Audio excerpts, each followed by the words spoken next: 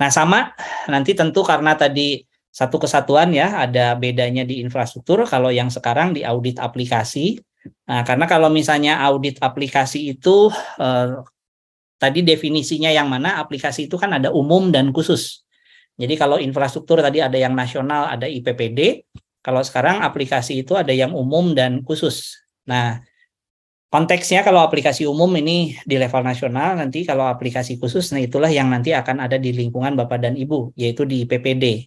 Dan ini ordernya sama, 1 kali dalam 2 tahun. Jadi kalau membedakan aplikasi umum itu setahun 1 kali, kalau untuk aplikasi khusus itu bisa 1 kali dalam 2 tahun. Dan tetap dikoordinasikannya kepada teman-teman di BRIN. Ini tadi juga sudah disinggung ya Bapak Ibu ya, jadi ada di alamat yang sudah ditunjukkan tadi, bedanya yang ini adalah untuk aplikasi, kalau yang tadi adalah untuk infrastruktur. Nah, kebijakan umumnya sama, menggunakan kebijakan di PM Kominfo nomor 16 2022 begitu. Kemudian tadi kalau di sini yang diwarnainya, nah sekarang di sebelah kanan. Nah, kalau kita cermati dari audit aplikasi yang disampaikan di dalam paparannya BRIN, bahwa yang pertama sama ya, pelaksananya itu bisa dari latih pemerintah atau BPPT, pelaksananya di internal IPPD itu oleh auditor internalnya, begitu ya. Nanti kalau sudah menuju level 4 ada latih terakreditasi, dan apa yang menjadi objek khusus untuk Bapak dan Ibu lakukan adalah di aplikasi khusus SPBE-nya. Jadi aplikasi untuk pelayanan publik spesifik. Nah, ini yang diharapkan menjadi isu prioritas, apalagi kalau berhubungan dengan data-data yang open to public begitu ya Bapak Ibu ya. Apalagi ada hubungan dengan pelindungan data pribadi begitu, undang-undang terbaru untuk pelindungan data pribadi PDP. Nah, tentu ini yang harus disiapkan dalam 1 kali 2 tahun IPPD melaksanakan. Jadi kalau yang 2022 sudah mau dilaksanakan lagi 2023 boleh. Sekurang-kurangnya sudah dilakukan di 2022. Tapi harapan kami sih setiap tahun kalau berbicara aplikasi, karena mungkin banyak begitu ya, kalau bisa direncanakan di dalam peta rencana itu setiap tahun selalu ada kegiatan audit aplikasi. Nah, nanti apa saja yang menjadi objek di aplikasi khusus yang akan dievaluasi, dari mulai probisnya, kemudian arsitektur aplikasinya, kemudian arsitektur data dan informasi, serta arsitektur SDM. Nah, tentu kalau berbicara probis, aplikasi data dan informasi, jangan juga Bapak dan Ibu melupakan amanat dari arsitektur SPB nasional yang sudah mendefinisikan referensi. Jadi ada RAB untuk referensi arsitektur bisnis, di situ sudah dipetakan ada sektor dan urusan. Kemudian ada yang namanya di aplikasi itu RAL begitu ya, ada referensi arsitektur aplikasi, itu RAA maksud saya.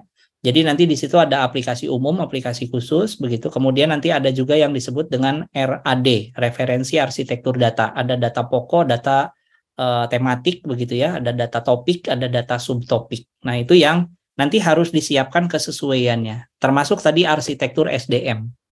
Kalau berbicara di pengelolaan manajemen SDM tadi, karena di sini juga kan ada 8 area manajemen. Salah satunya kalau bersinggungan dengan audit aplikasi ada di area kompetensi SDM. Tadi ada di proses bisnis, ada di data, ada di aplikasi, ada di infrastruktur.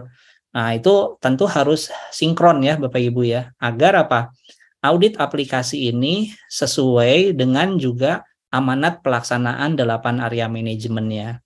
Termasuk juga sesuai dengan amanat menjadi turunan yang sinkron dengan arsitektur SPB nasionalnya. Nah, ini yang nanti akan jadi objek di aplikasi khusus yang diaudit oleh teman-teman BRIN pada saat kita memohonkan proses pelaksanaannya dikoordinasikan kepada BRIN dengan bantuan pemanfaatan audit tools-nya begitu ya yang sudah disiapkan.